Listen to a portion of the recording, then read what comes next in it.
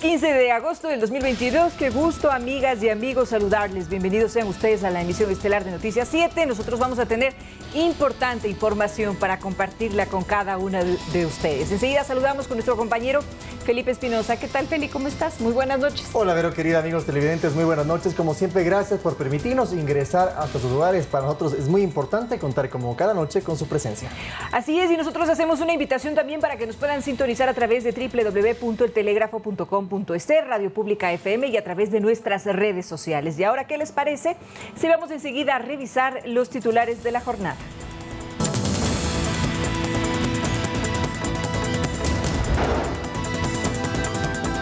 Cinco detenidos por el atentado en el barrio Cristo del Consuelo en Guayaquil. Raúl González no pudo ingresar a la superintendencia de bancos pese a ser posesionado como superintendente.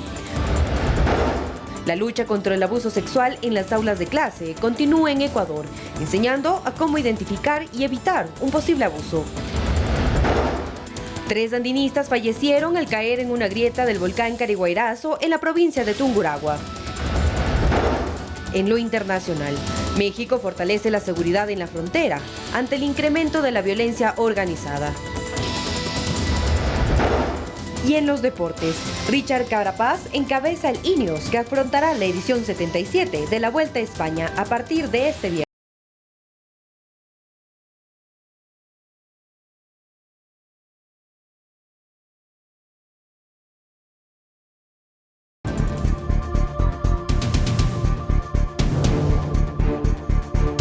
Vamos enseguida con el desarrollo de la información, amigos televidentes. Atención, 7 personas han sido detenidas por presuntamente participar en el atentado del barrio Cristo del Consuelo, esto en el suroeste de la ciudad de Guayaquil. De acuerdo a las autoridades, el ataque está vinculado a la incautación de 250 kilogramos de droga en la parroquia Chongón.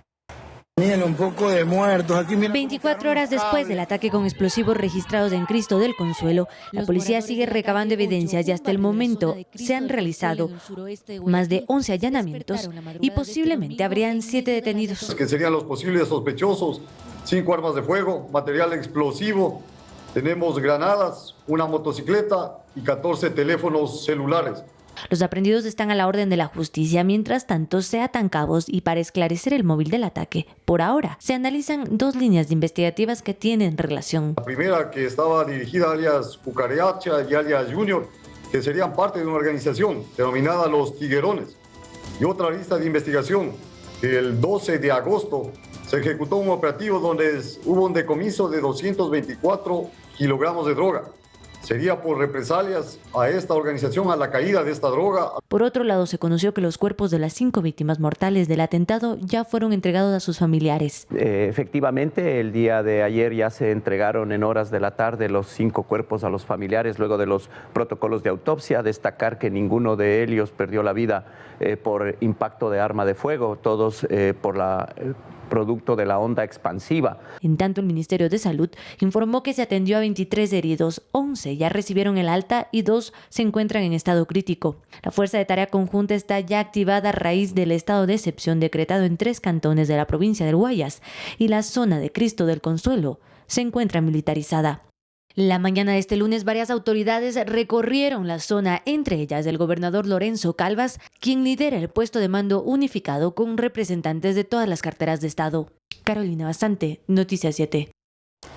Y en el mismo tema, familiares de alias Cucaracha, a quien habría sido dirigido el atentado, dan su versión de los hechos.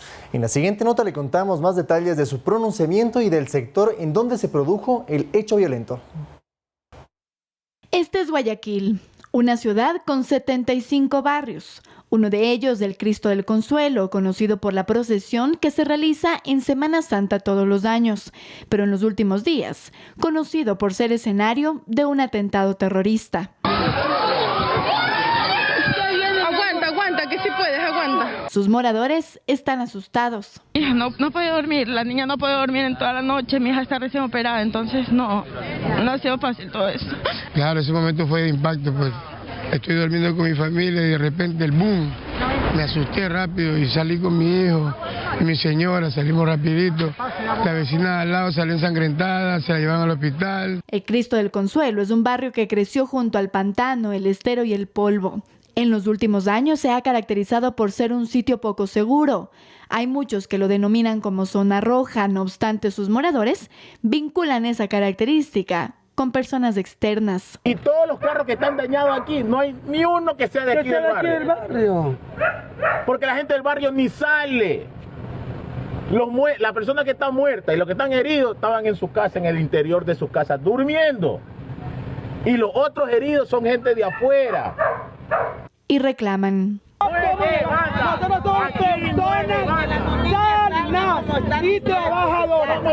Uno de los moradores es la esposa de alias Cucaracha, a quien supuestamente era dirigido el atentado.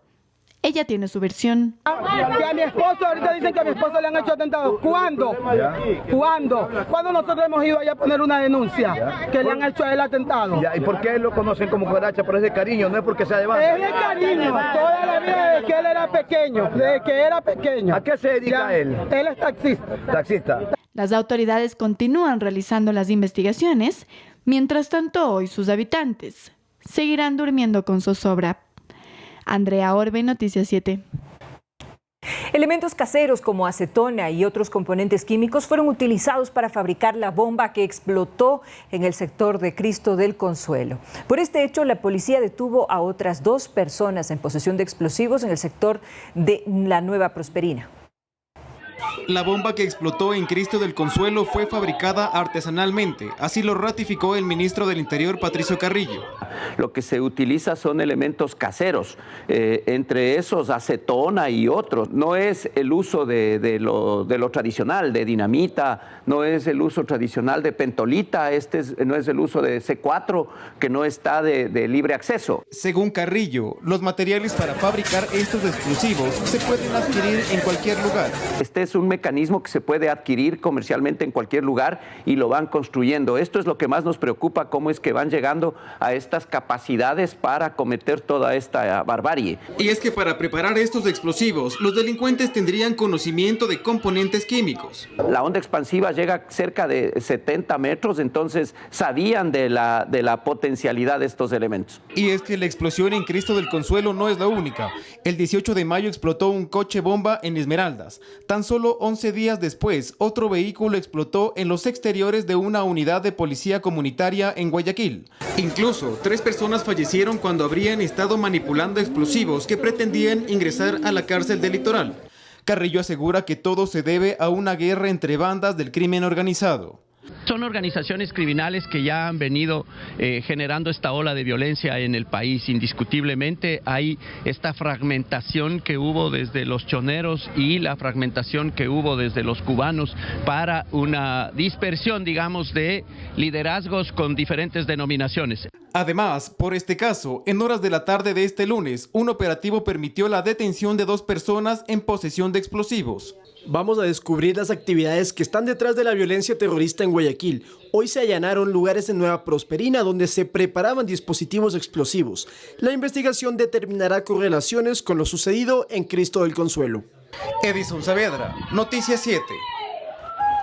Y una de las causas para decretar el estado de excepción en Guayaquil se debe a la ola de violencia registrada en este primer semestre y la insuficiencia de personal policial para combatirla.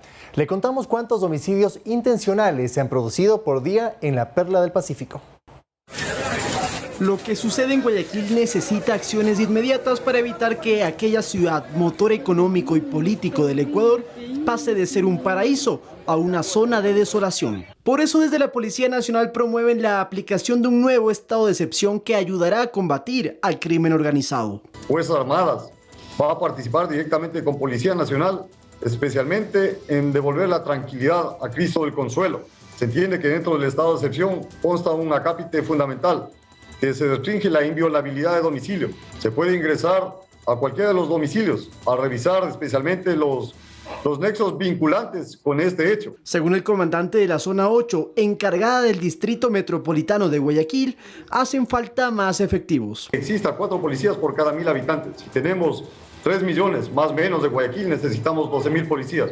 A la actualidad somos 8.440 policías 3.600 policías son los que hacen falta acá en la ciudad de Guayaquil. Y es que la violencia en la Perla del Pacífico ha sido históricamente la más alta del país, pero nunca con una escalada de tal magnitud. Las cifras oficiales muestran que en un poco más de 7 meses hubo 861 homicidios, lo que significa que al mes asesinaron a 122 personas y por día 4 ciudadanos fueron victimizados. En cuanto a eventos con artefactos explosivos, en Guayaquil ha habido 71 casos, de los cuales Pascuales, Nueva Prosperina, El Sur, Florida y Esteros son las zonas con más eventos. El estado de excepción suscrito por el presidente Guillermo Lasso deja muy en claro que se necesita dirigir el accionar de las instituciones y de la fuerza pública para garantizar la seguridad e integridad de todas las personas. Lautaro Andrade, Noticias 7. 19 horas con 11 minutos. Una balacera en el sector de Flor de Bastión en Guayaquil dejó 3 personas asesinadas al estilo sicariato. Por este caso existen, amigos, 5 personas actualmente detenidas. El ministro del Interior señaló que los incidentes se habrían dado por incautaciones y detenciones que hace constantemente la Policía Nacional. Un nuevo hecho de sangre se registró en Flor de Bastión, al noreste de Guayaquil. Aproximadamente a mediodía de este lunes, una balacera dejó varios fallecidos. En su cuenta de Twitter, el Ministerio del Interior señaló: 4 delincuentes asesinaron a 3 personas cerca del mediodía bajo la modalidad de sicariato. Con el estado de excepción, policía ingresó de inmediato al lugar para recoger indicios. Varios videos difundidos en redes sociales grabados por moradores del sector dan cuenta del ataque, en los que se puede observar a personas sin vida en el suelo, mientras que otros están heridos.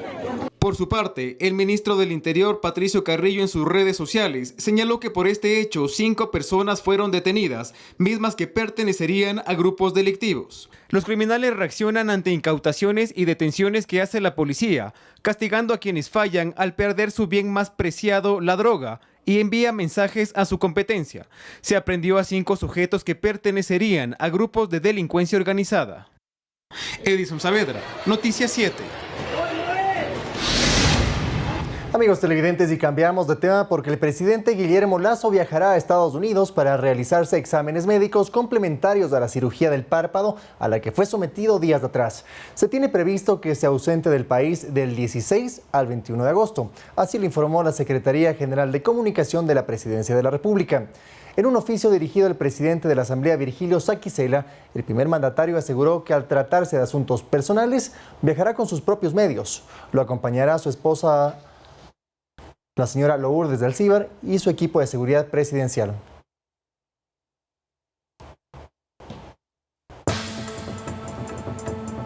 Hacemos una pausa, amigos televidentes, y cuando regresemos, atención, lamentablemente una tragedia en las montañas de nuestro país. 3 andinistas murieron al caer en una grieta de un volcán, del Cariguairazo precisamente. Ya les contaremos los detalles al regresar de la pausa.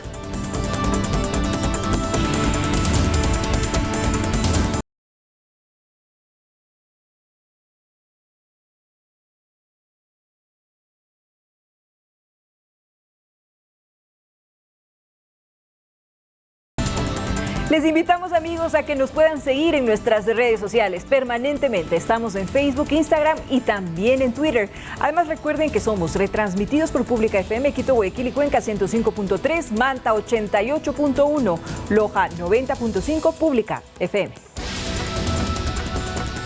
Gracias por continuar en nuestra sintonía. Continuamos informando porque la Asamblea Nacional se desmarca del embrollo de la designación del superintendente de bancos, que fue posesionado por el Pleno del Legislativo, pero que el gobierno aseguró desconocer. Los edificios de esta entidad se mantienen con resguardo policial. La nueva mayoría del Legislativo logró captar los 70 votos requeridos para posesionar a Raúl González como superintendente de bancos el pasado jueves 11 de agosto, pese a que una jueza había declarado la nulidad del proceso de designación. Lo que nosotros decimos y resolvió el Pleno de la Asamblea Nacional el día jueves es no acatar ninguna resolución del Poder Judicial que se entromete en resoluciones del Pleno de la Asamblea Nacional. La noche del jueves 14 de agosto, el gobierno por su parte desconoció su autoridad y en la Asamblea se cuestiona esta postura. Es una controversia entre el Ejecutivo, que posiblemente se entromete dentro de las facultades que le corresponden al Consejo de Participación Ciudadana. La Asamblea hizo lo correcto al no evitar que fenezca el plazo de la posesión. Sin embargo, no todos en el legislativo coinciden con la nueva mayoría. La Asamblea Nacional actuó contra derecho, contra la Constitución. Incluso se habla de las consecuencias que puede haber para los asambleístas que apoyaron la posesión de González. Ellos sabían que al hacerlo estaban violando la ley y la Constitución, y la Corte Constitucional tranquilamente podría disponer su destitución.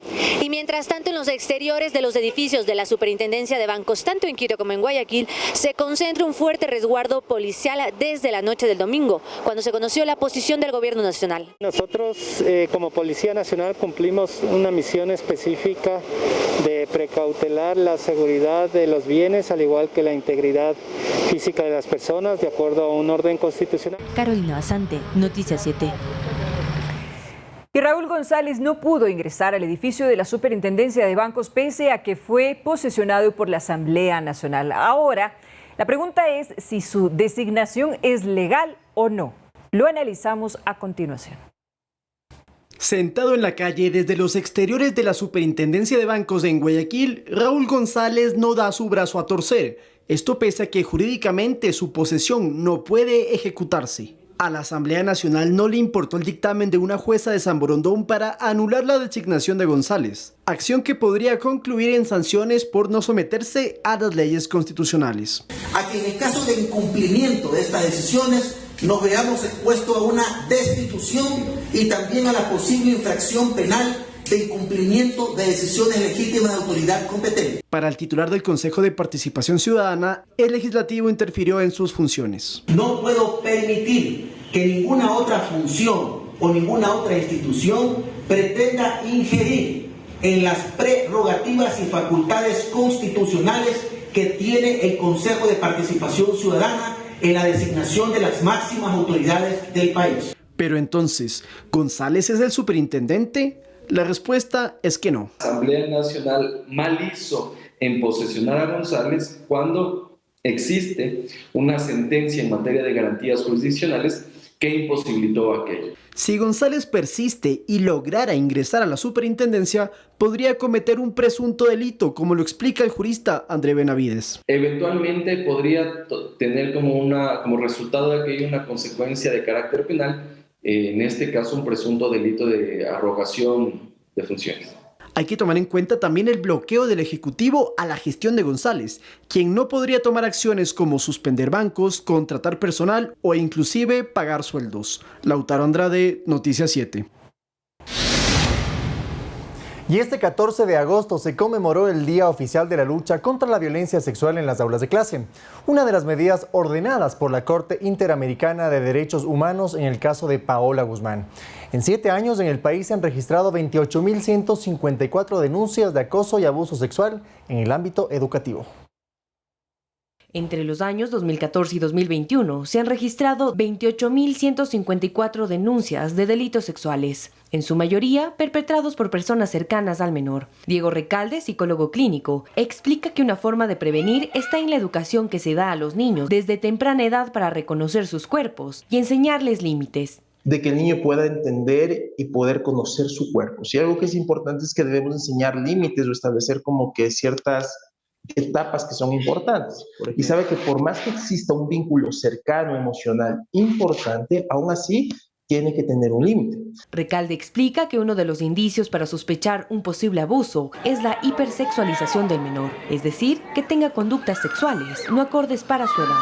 El niño se introduce en una dinámica, una energía sexual al cual él no está acostumbrado, al cual él no conoce. Y entonces cuando se genera esta sensación en el cuerpo del niño, el niño a la ansiedad que siente al haber vivido la experiencia, trata de reproducirla más adelante con la intención de poder de alguna forma controlar y que reduzca la ansiedad.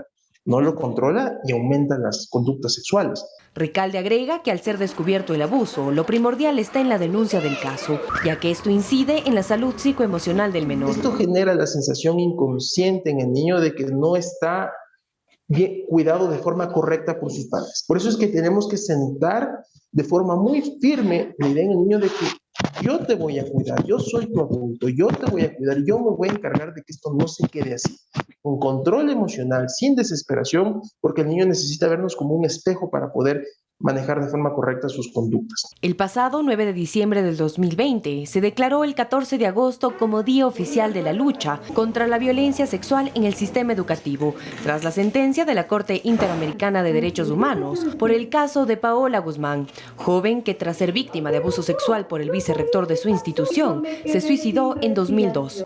Manuela Bedón, Noticias 7.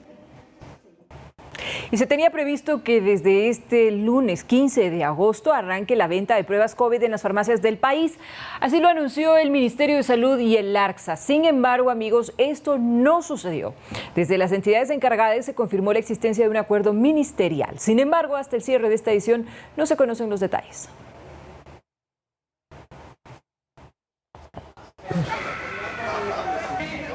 Y este 15 de agosto se presentó el balance del plan operativo desarrollado por el feriado del 10 de agosto. Durante estos días se empleó el 100% de los recursos logísticos y de talento humano disponible de la Policía Nacional.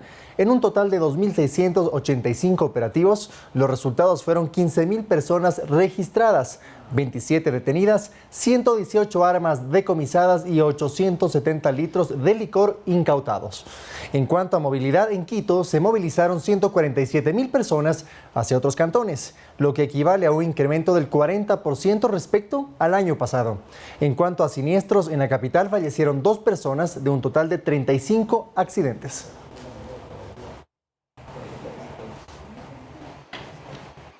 Lamentablemente, amigos televidentes, 4 ecuatorianos fallecieron en un accidente de tránsito registrado el pasado 12 de agosto en México, en el que estuvieron involucrados al menos 17 migrantes de diferentes nacionalidades. La Cancillería ecuatoriana señaló que los connacionales intentaban llegar de manera irregular a los Estados Unidos. Se presume que los ciudadanos eran oriundos de Pichincha, Azuay y Cotopaxi. La identificación de los fallecidos está siendo verificada por autoridades pertinentes, mientras que el Consulado de Ecuador en México brinda asistencia a los familiares de las víctimas.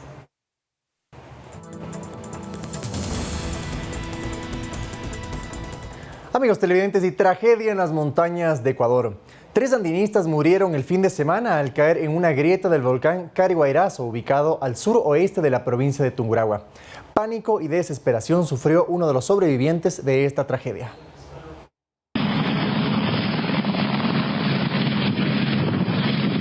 Rescate de película, el que grabaron los sobrevivientes de un grupo de 12 montañistas que resbalaron 100 metros en el nevado Cariguairazo, para luego caer otros 60 metros en un acantilado en el glaciar. Estamos con una emergencia de personas heridas que cayeron desde esa altitud. El relato de una de las sobrevivientes continúa y revela la escalofriante tragedia. Hay 5 personas que les están ahorita atendiendo, las personas del GOE. El personal del GOE les está atendiendo directamente. Sí, lastimosamente 3 personas fallecidas. Ocurrió sobre los 4.700 metros de altura cuando los montañistas descendían tras haber llegado a la cima. En un declive pronunciado. El momento de resbalar, sí, va arrastrando a los 5 de la segunda cordada, y en la bajada se resbalan aproximadamente 100 metros en el glacial. El momento en que pasan arrastrando a la otra cordada, llegan hasta un punto que es un embudo y caen hacia las rocas. Aproximadamente 60 metros de lo que refieren nuestros rescatistas. De tal forma que nosotros evacuamos a 3 personas que fallecieron y evacuamos a 7 personas que quedaron heridas. Verónica Torres, de 47 años, Juan Campoverde, de 44, y Francisco Castro, de 56, fallecieron en la montaña. Sus cuerpos fueron recuperados por el GOE y luego llevados a la morgue de Ambato. Ahí una de las 4 hijas del sargento del ejército en servicio pasivo, Francisco Castro, recordó que su padre era un ejemplo de vida, amante de la lectura y de la montaña. Yo le decía que le vaya muy bien porque este viaje ya lo había venido planificando con anterioridad, se había preparado físicamente, se había preparado en cuestión de equipo. Por otra parte, 2 de las 7 personas heridas recibieron el alta médica. Una de ellas inicialmente fue atendida en el hospital del IES de Ambato. La señora llegó el día de ayer, en horas de la tarde, presentaba una fractura de peroné y el día de hoy, como le vuelvo a mencionar, fue trasladada a la ciudad de Quito porque la señora tiene un servicio privado de salud. Al menos otras 5 personas continúan hospitalizadas en la ciudad de Riobamba, producto de esta tragedia en el glaciar del Cariguairazo.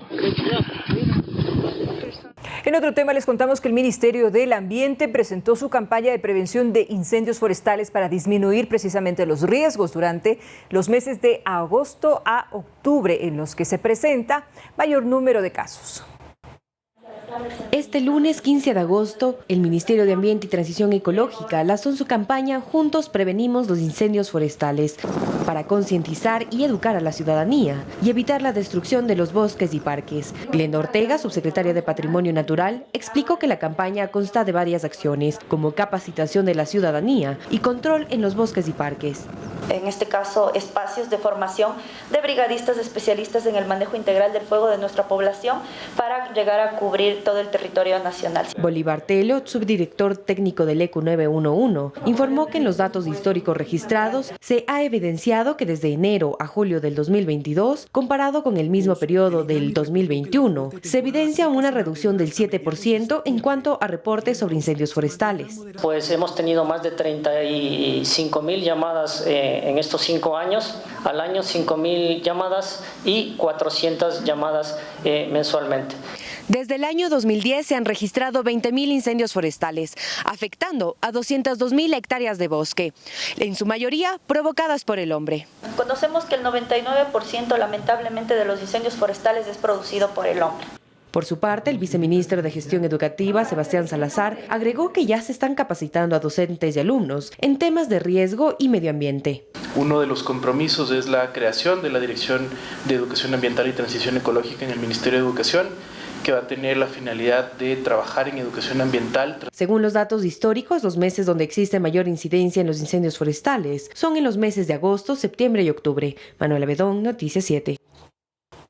Y escuche con atención porque Ecuador es uno de los 15 países con más subsidios en los combustibles en el mundo. Anualmente el gasto asciende a 4.000 millones de dólares, cifra superior a lo que se destina a salud o educación. Pese a ello, se analiza una focalización de los carburantes para sectores más vulnerables.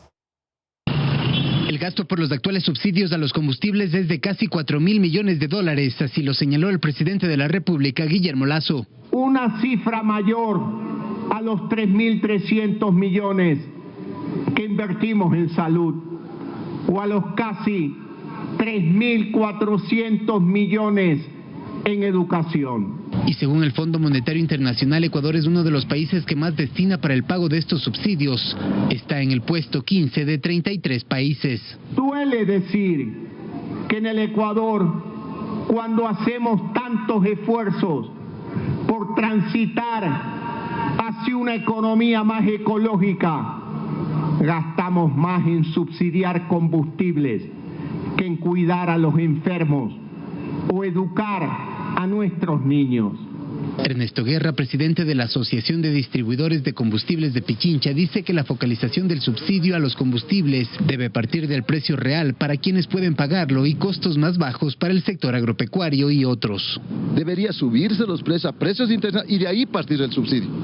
Porque si no, subsidio sobre subsidio, no nos alcanza la plata. El país va a tener un subsidio de 8.000, 9.000 millones por año, que no da ningún resultado.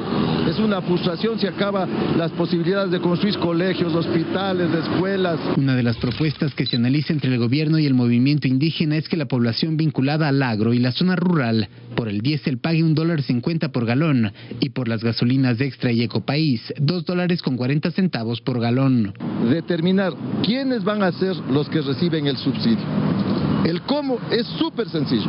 Le entregan una tarjeta de débito del Banco del Pacífico, que es un banco nacional, es banco del Estado, a cada uno de los subsidiados. Ellos vienen, acá cargan, nosotros les debitamos la plata. El precio real de las gasolinas de Extra y Ecopaís es de $3.25 y se lo vende al público en $2.40, mientras que el diésel se lo importa en $3.15 y se lo vende a $1.75. Hacemos una pausa, amigos televidentes, pero cuando regresemos les contamos que Francia Márquez, la nueva vicepresidenta de Colombia, recibió el bastón de mando en su pueblo natal. Los detalles de esta y otras informaciones internacionales cuando regresemos de la pausa.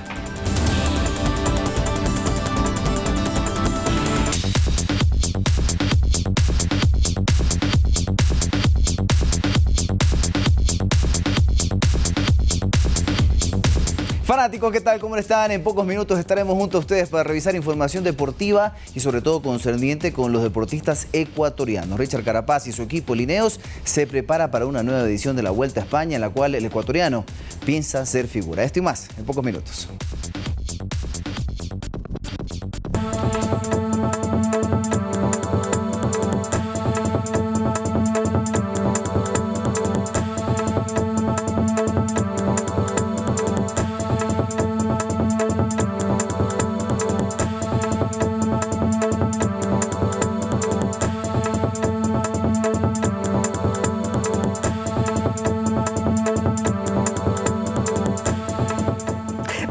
Con las noticias internacionales, amigos televidentes, atención porque México refuerza la seguridad en las ciudades fronterizas con Estados Unidos ante el incremento de la violencia entre los cárteles de droga. Los últimos incidentes registrados incluyen un incendio masivo de autos y un bloqueo de una de las carreteras en la ciudad de Tijuana. Despliegue militar y policial en México. Las ciudades fronterizas con Estados Unidos de Tijuana, Mexicali, Rosarito y Ensenada se han visto reiteradamente afectadas por la violencia entre cárteles de droga. Incendio masivo de vehículos y bloqueo de carreteras han sobrepasado enfrentamientos anteriores. Toque de queda y alarde de presencia masiva de uniformados han acabado por el momento con las batallas callejeras entre bandas. Es el objetivo del despliegue dirigido por el coordinador de la Guardia Nacional Mexicana en Baja California, el general Jorge Enrique Martínez. La seguridad se ha recuperado, está distribuido personal de Guardia Nacional, Ejército Mexicano, Seguridad Pública del Estado y Seguridad Pública Municipal para restablecer y mantener la paz social en el estado de Baja California. Quema de comercios y vehículos, tiroteos en las calles han indignado a los vecinos. Que se agarren entre ellos y a nosotros que nos dejen acá tranquilos. Allá que ellos se maten, lo que hagan, lo que quieran, pero pues a la ciudadanía, ¿qué culpa tiene? La alcaldesa de Tijuana, Montserrat Caballero, ha llegado a dirigirse a los cárteles para pedirles que de tener cuentas pendientes las resuelvan entre ellos sin que afecte a los ciudadanos. También les pedimos que cobren las facturas a quienes no les pagaron lo que les deben, no a las familias, no a los ciudadanos que trabajan, porque también nosotros estamos vigilantes de ello. La zona de Tijuana, fronteriza con el sur de California, es un lucrativo pasillo de tráfico de drogas ilegales dominado durante mucho tiempo por el cártel de los Arellano Félix, ahora convertido en un campo de batalla entre varias bandas, entre las que luchan por ampliar territorio los cárteles de Jalisco y Sinaloa.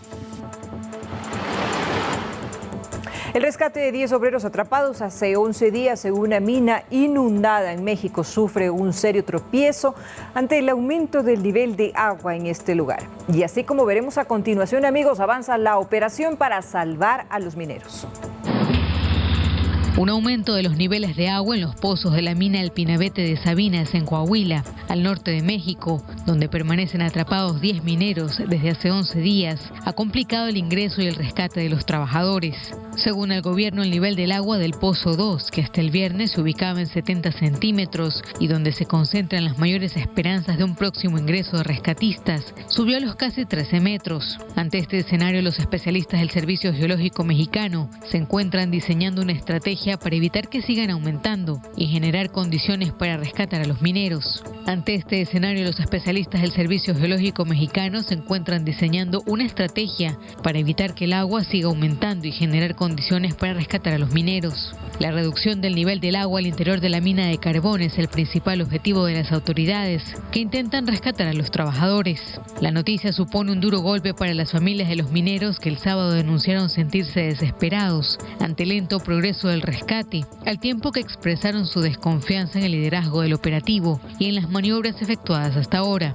Temen que los obreros atrapados no puedan ser rescatados, como ocurrió tras el incidente de la mina de carbón, Pasta de Conchos, también en Coahuila, en 2006. Ya ahorita ya son muchos días, ya se siente uno desesperada, ya es mucha angustia, mucha desesperación, incertidumbre, y a la vez piensas, dices, bueno, ¿qué están haciendo o no están haciendo nada? O están esperando que uno se desespere y se retire a su casa. Y ahorita ya nos cansamos, ya decidimos salir, porque ya necesitamos a nuestras familias aquí, a nuestros familiares. La Coordinadora Nacional de Protección Civil y responsable del operativo pidió a los familiares tener claro que no iban a abandonarlos, ni a ellos ni a los mineros atrapados. El accidente se produjo cuando la pared de una mina contigua, anegada y abandonada, colapsó, provocando la inundación del socavón, donde maniobraban 15 mineros. 5 de ellos lograron escapar. Desde entonces no se tienen señales de vida de los 10 trabajadores restantes, en cuyo rescate participan varios cientos de personas, entre militares, funcionarios y mineros voluntarios. Y la flamante vicepresidenta de Colombia, Francia Márquez, visitó su pueblo natal, Suárez, en el departamento del Cauca, para recibir el bastón de mando, un honor que acogió con beneplácito para agradecer a sus ancestros. Según la propia funcionaria, su objetivo era recibir a la Madre Tierra para liderar con sabiduría las misiones que va a tener en los próximos 4 años. Una semana después de asumir el cargo, la líder ambientalista compartió también con los suyos los nuevos retos. Márquez no solamente es la mano derecha del presidente actual de Colombia, Gustavo Petro, sino también la primera mujer afro en asumir la vicepresidencia de nuestro vecino país. Pueblo natal, que le otorgó el bastón de mando de su comunidad en un ritual de acción de gracias. La vicepresidenta.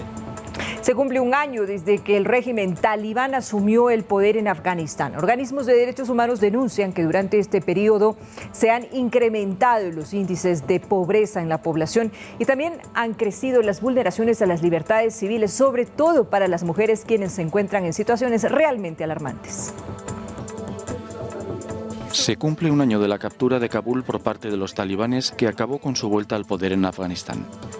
Atrás quedaban 2 décadas de tutela estadounidense al frente de una coalición militar internacional que terminó retirándose del país. Las consecuencias para la población civil son desastrosas. Se cumple un año desde que los talibanes tomaron el poder y somos testigos de unos niveles increíblemente elevados de pobreza en el país. Vemos a personas que ven reducidos sus salarios, reducidos sus ingresos, que adquieren grandes deudas, forzados a estrategias que incluyen el matrimonio temprano para las mujeres o el trabajo infantil.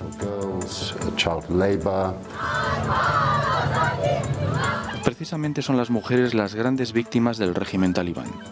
Han perdido la práctica totalidad de sus derechos civiles. Además, su acceso a la educación superior y al empleo en la administración pública ha sido prohibido.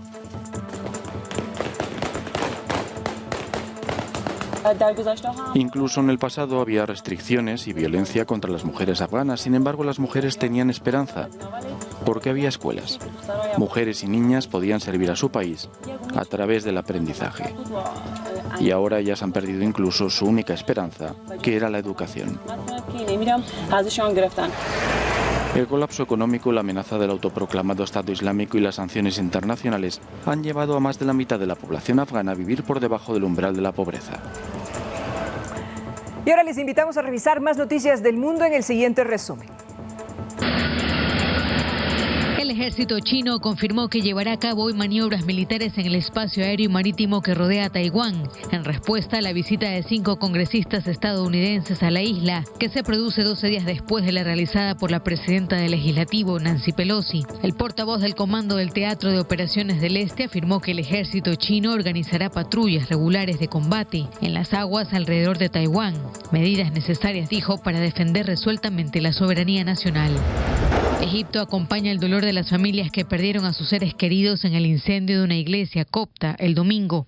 41 personas murieron y 16 resultaron heridas durante el trágico incendio, que según las primeras investigaciones fue provocado por un fallo eléctrico. Las autoridades egipcias han ordenado una investigación y se ha enviado un equipo de fiscales a la iglesia. Unas 5.000 personas se encontraban en el interior del templo cuando las llamas bloquearon la entrada principal.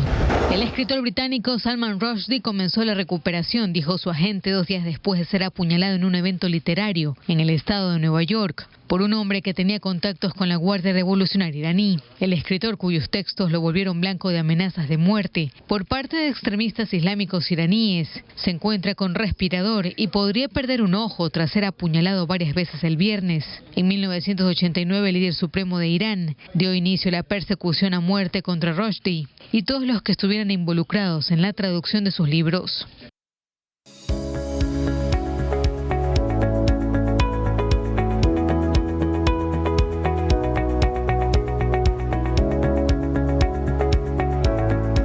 La admiración a Confucio en China se remonta a más de 2000 años, amigos. El primer filósofo de la antigüedad profesó su pensamiento desde el año 300 a.C. y aún ahora, en el 2022, miles de jóvenes asisten al templo en Beijing para pedirle favores y sobre todo antes de sus exámenes. Veamos. Una de las principales atracciones que tiene la ciudad de Beijing es el famoso templo de Confucio, uno de los primeros pensadores filósofos que nació 500 años antes de la era cristiana. El confucianismo es parte de la filosofía oriental, es uno de sus mayores representantes icónicos y hoy hemos venido a conocer parte de este gran monumento histórico-cultural de China.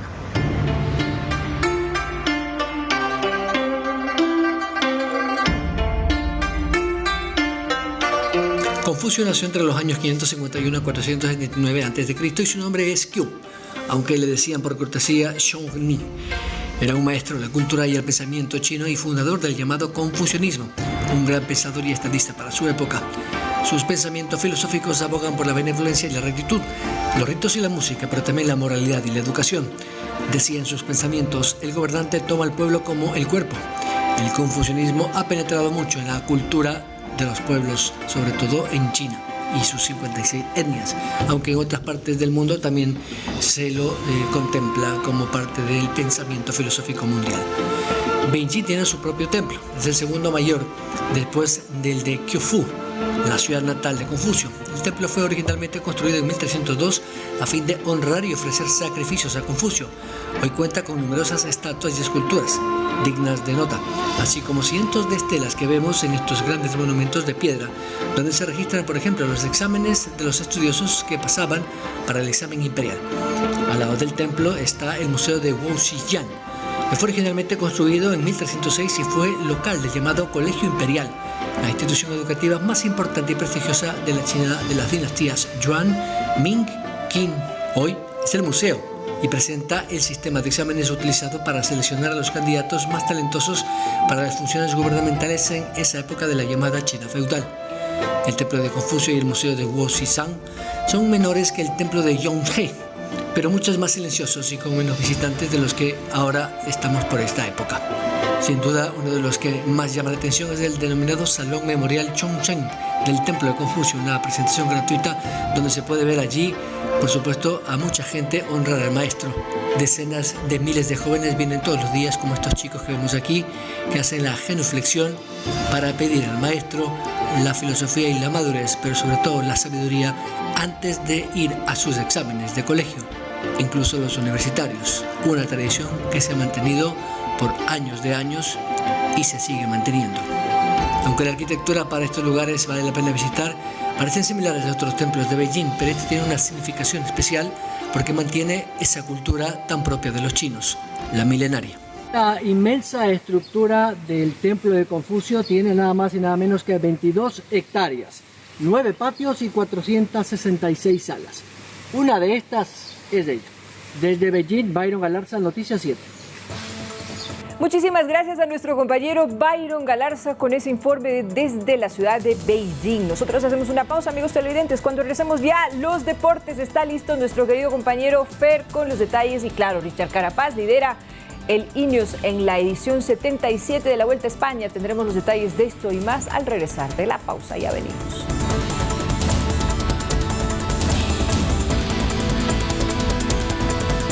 Ponga mucha atención porque la Policía Nacional efectuó 2 detonaciones controladas de presuntos objetos no identificados que fueron hallados en las inmediaciones del Complejo Judicial Norte en Quito. El proceso se realizó mediante unidades especializadas y con el cierre de 2 carriles en la esquina del Mercado Iñaquito. Una vez finalizadas las detonaciones, se rehabilitó el paso vehicular y de transeúntes.